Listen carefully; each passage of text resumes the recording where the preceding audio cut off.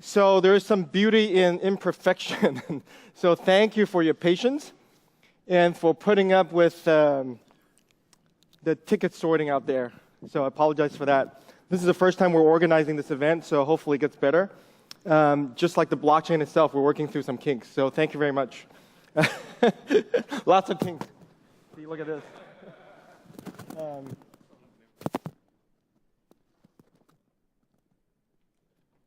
right, great. Can you guys hear me okay? Awesome. All right. So I thought I'd start by just doing a quick survey. If you're from this part of the world, make some noise. Let me clarify that. That was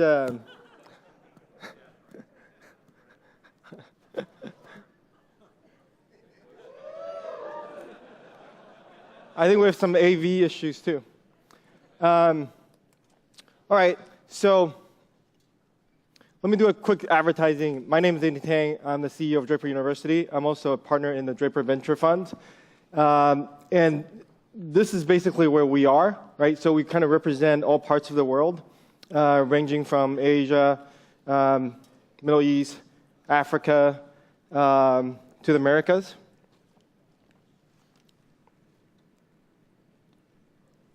And we actually did a survey with our CEOs. So there are 12 funds in our fund family, 12, across about 1,000 portfolio companies.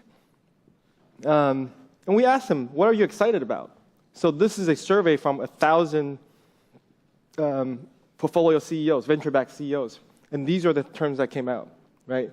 So it seems like artificial intelligence top of mind, but blockchain is definitely up there. So I think you're at the right place.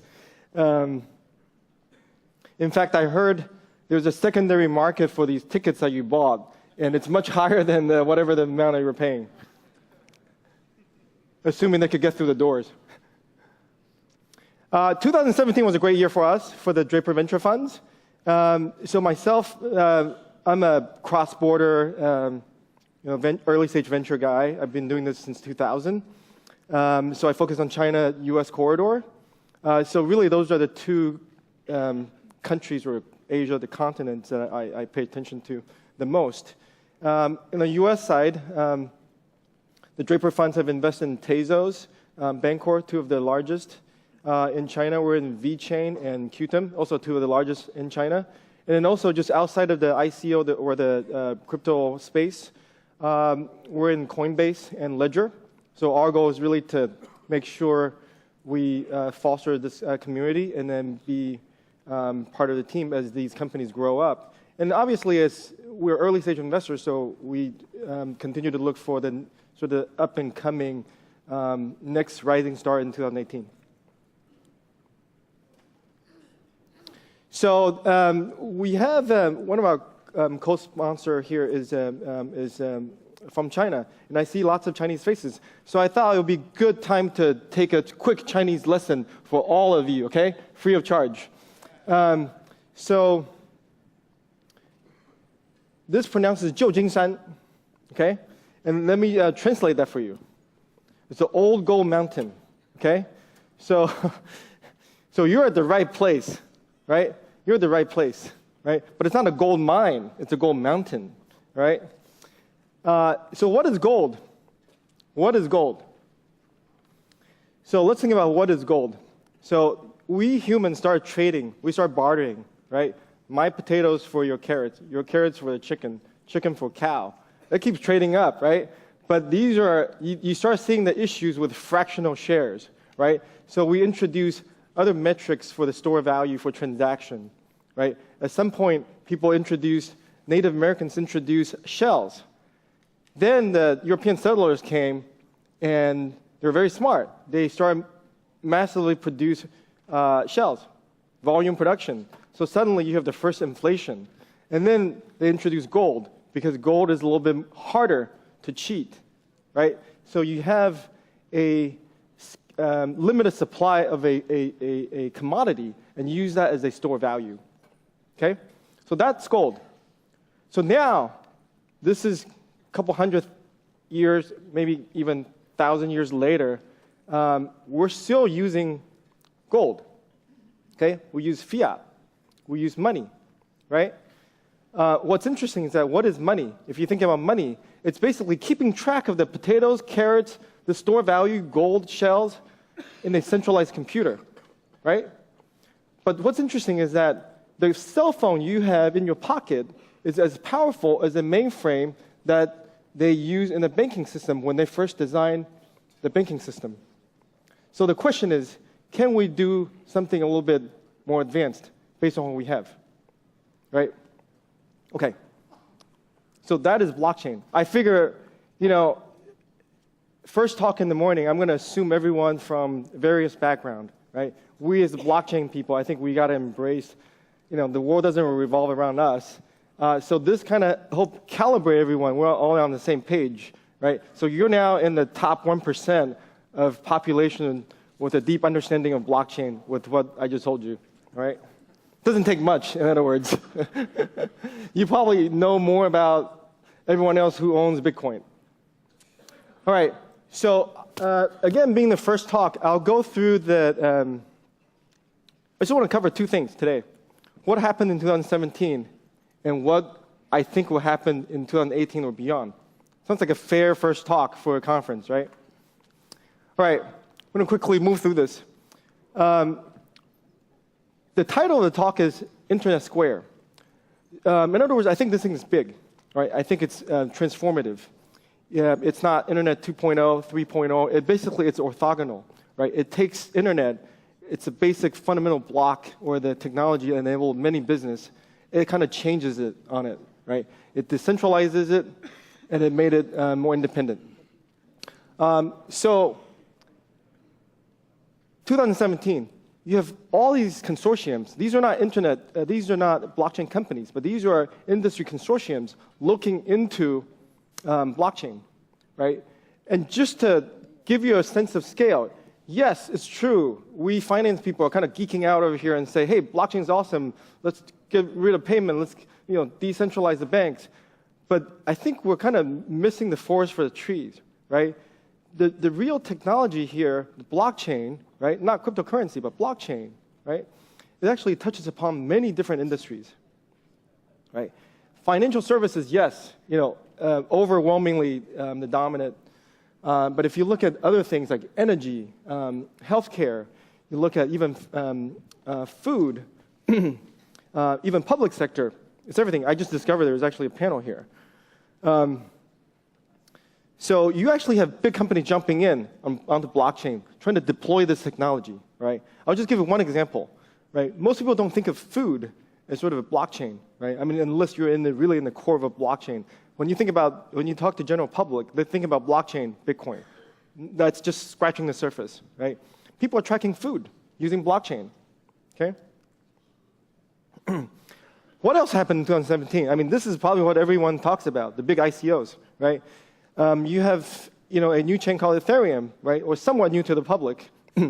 They figure out Kilo app, and that is to allow these projects to raise money, right? Very small application in my mind, right? Just raising money. But guess what? It turned, in my world, upside down, right? The blue lines of bars are the equity. The orange lines are the crypto coins being raised, right? That's my profession. I'm getting disrupted or transformed. So I decided, I'm going to go with a wave. So we had 2 crypto hedge funds dedicated to ICOs, right? In addition to our fiat, equity fund. Right, I don't need to tell you this, or some of you are crypto people, if you even just read any news. You think Bitcoin has risen a lot, but look at the entire crypto market cap, right? This is really where the story is. So up to 600 billion for the entire market cap. Okay, let's talk about government. I mean, it's one of our favorite topics. In fact, some of the early crypto people, they're really libertarians. There's some political slant to this, right? Okay, so worldwide, okay, government looking at this and say, hey, we're the people who sort of produce this fiat currency, right? It's the government's job, right? So is this challenging us? Right? So I think it's a great thing when governments start telling people, hey, you got to be careful, right? Many people look at the SEC and say, hey, they're going to start governing this. This is great. You know what the SEC did? They basically said, hey, just be careful. There's some bad guys out there, right? What they didn't say is, hey, if you don't own $1 million or, you don't make over $250,000, you can't participate in this, right? So you got to read between the lines. This is actually a great development. This is basically government saying that, hey, generally don't be bad actors, including ICOs, and let the market figure it out. Nothing new. I mean, government telling you not to be bad actors. I mean, that exists in the securities law. Basic judgment, don't lie to people. You tell them you're going to raise money to do a certain ICO, make sure you follow through. Right? That's not bad regulation. That is just good governance. Now this is missing a thumbs up. Now, so they warn people on ICO, which is a thumbs up, but closing down exchanges, not so much. Japan, double thumbs up, right? This is a government backing a technology solution. They're basically saying, hey, we're the government. We provide, currency, payment, all that. But maybe we will consider upgrading, just like the telecom industry, right? Just like the industrial, just like education. We might want to embrace this internet square thing. Another thing that's interesting is that at the start of 2017, you see many of these foundations getting formed because people didn't know how to issue tokens. This is a security, this is a product. And then you get into governance issues, right? So at the end of 2017, we actually started seeing companies forming in tax-efficient domiciles like Cayman, BVI, and essentially issue coins as a product. Just a little bit commercial. So Draper Associates Fund, we have been an investor in Coinbase, and it's the first unicorn company out of blockchain. So it's fun to always look back. My partner Tim Draper in 2014 said, Bitcoins are going to break 10,000, and this is 3-4 years ago.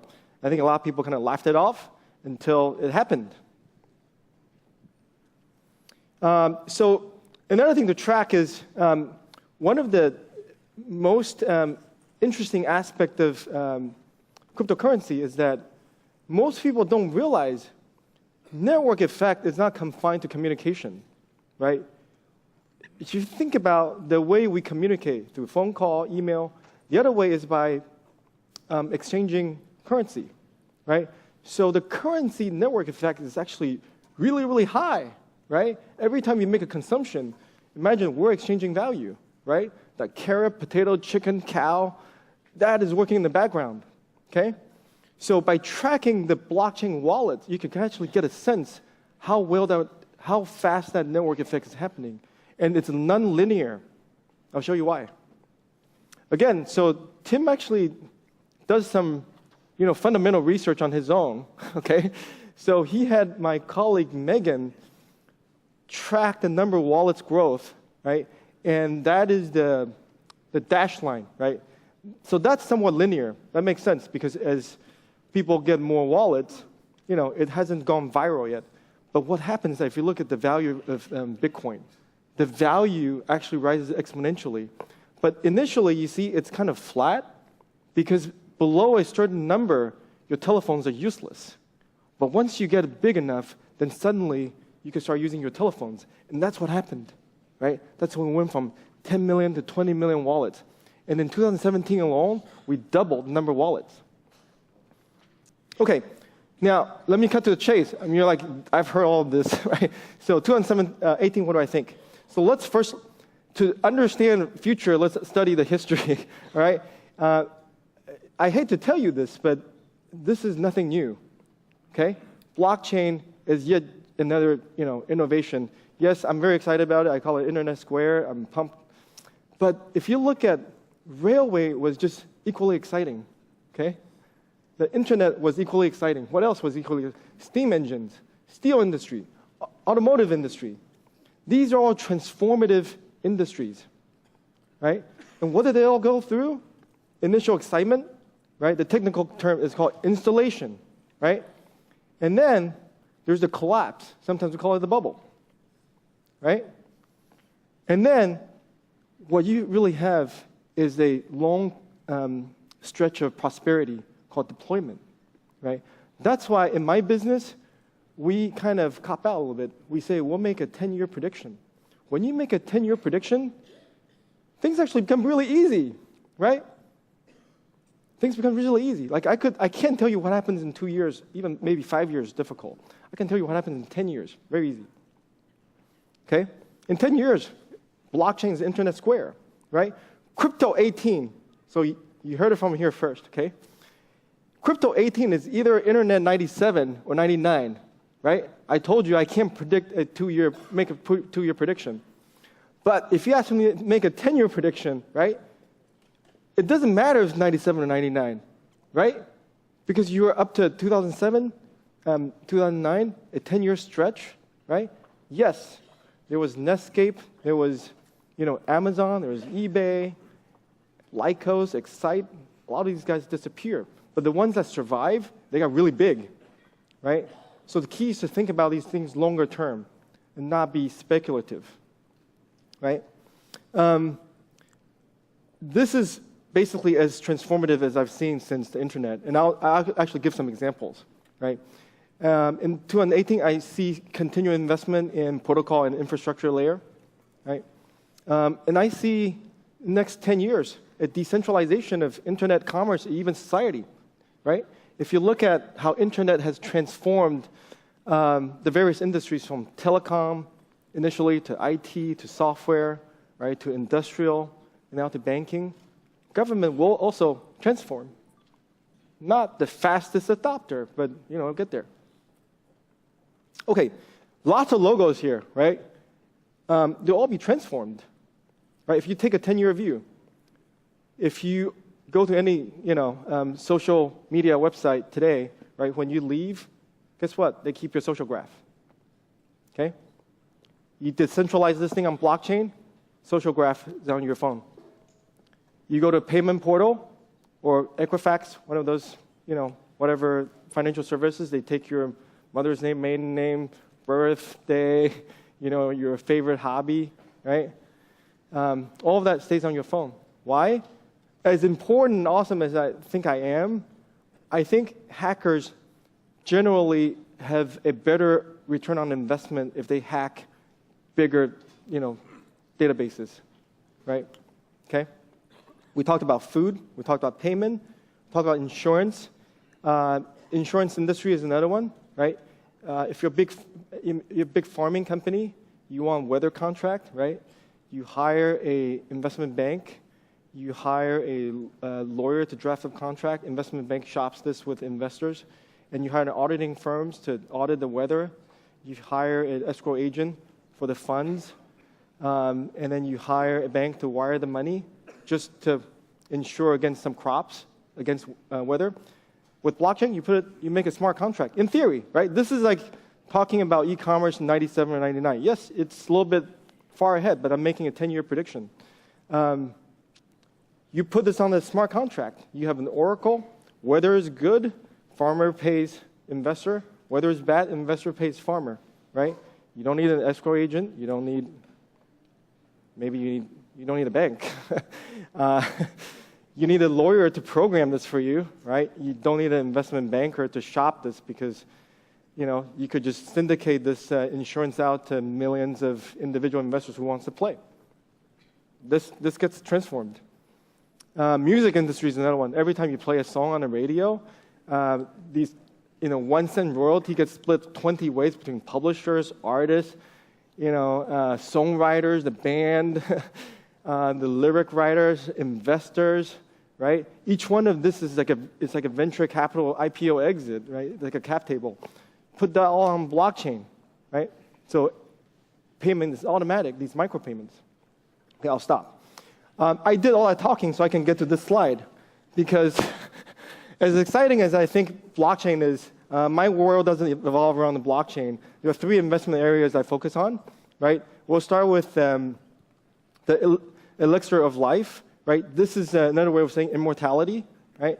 And then the other one, exploring space. This is traveling space, colonizing space.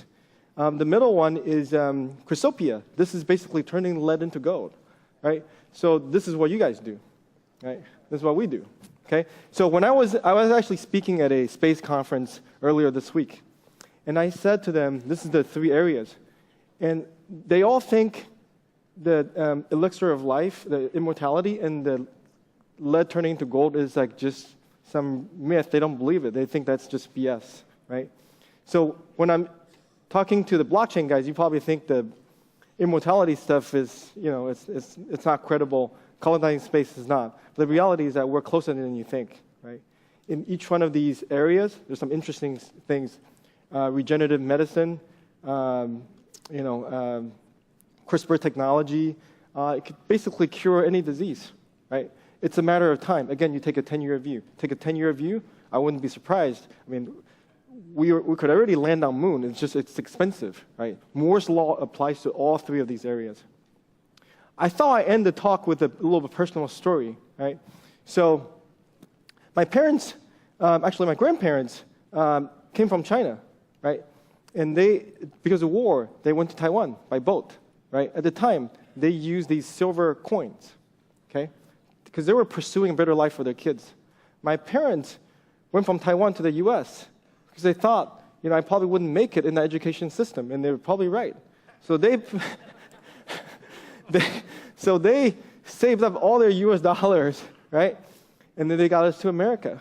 And my kids, now, they're watching Star Wars. They're fascinated with space, right? So they wanted to probably go to, I don't know, Planet Hoth, Tatooine, somewhere, right? I don't know, right? But I think it's probably a good idea. The way we're destroying this planet, right? The only thing I'm trying to figure out is, how do I get them up there? Is it by Bitcoin? Is it by Litecoin? Whatever it is, right? So that's where I end my talk. This is San Francisco, 1851. Use your imagination. The future is ours. Take a 10-year view. Thank you very much.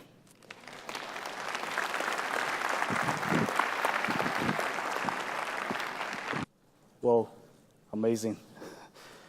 Greetings, everyone. My name is Paul. I'm the CEO of SV Insight and UGC Network. I would love to share a Chinese idiom that is 并驾齐驱. In Chinese, this means to run neck and neck, but its literal translation means a cart box pulled by many horses side by side. This is how blockchain technology has advanced with China and US as 2 of the main horses. Our goal at SV Insight is to create unity in the future advancement so that we may work together to achieve its full potential. To let you know a little bit about our company, SV Insight is a blockchain content community which has attracted more than 4 million subscribers as so far. And UGC Network is the first decentralized content valuation and publishing platform, which will be launched soon. It's a great honor to have everyone here to discuss and promote blockchain technology. I believe everyone will have a better understanding about this technology through today's conference. Thank you for your participation.